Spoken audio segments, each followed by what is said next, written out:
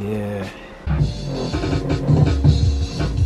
Just got my Planet Phat module, peeps, and it's looking really crisp. Look, it's pretty much in pristine condition. It's got a little bit of dust around there. I haven't powered it up yet, guys, but you know, I'm looking forward to setting this up. Oops, crap, not gonna work now, is it?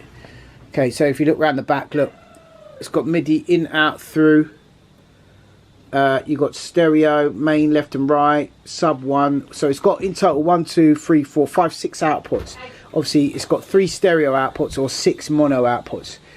And this Planet Phat, I've actually got a sound font of this on my website, which is all the sounds which you can use in sort of Logic Pro X and all that, yeah. But this piece of kit was a fat piece of module, man. It's mainly made at beats and hip hop. So, you know, I saw it going for a good price, in good condition.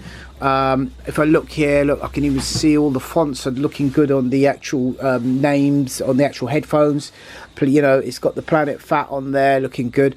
Oh, the master button. Oh, these front buttons are a little bit iffy. Oh crap, I just noticed something on it. The front buttons are a bit dodgy. Oh, shame, man. What's going on here?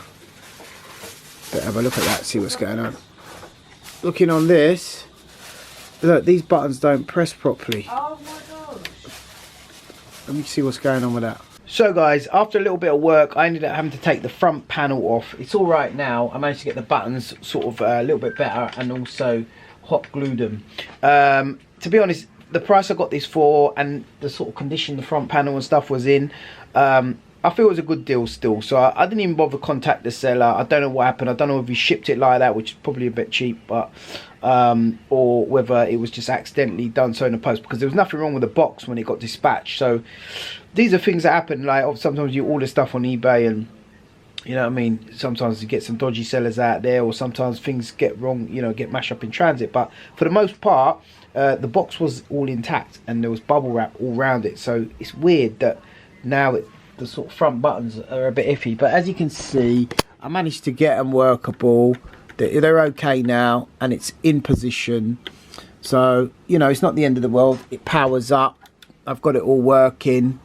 Powerly just come out, but yeah, it just works. It does work. I've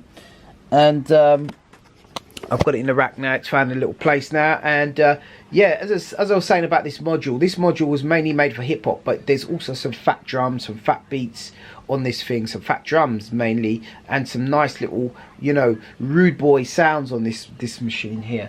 And it's got lots of banks of different sounds. I think there's over 400 sounds or something, don't quote me on it, per bank, and there's about 6 banks, so there's a lot of sounds in that thing there. So if you guys want to see a video on that, man, smash the like button and comment down below. Let me know if you want to see a video on the Planet Phat, man. Historic piece of kit sitting there behind me. So moving on, also touching base on that, yeah, I had the Extreme Lead, EMU Extreme Lead, and also the EMU Orbit. Those two were some real good just synth based only synthesizers, and there's a ton of sounds in those as well. Pretty much unlimited with that combination of synths. I remember one of the sounds from Speakerbox came out of the Extreme Lead. It was called Whirlybird, and that is a real cool thing.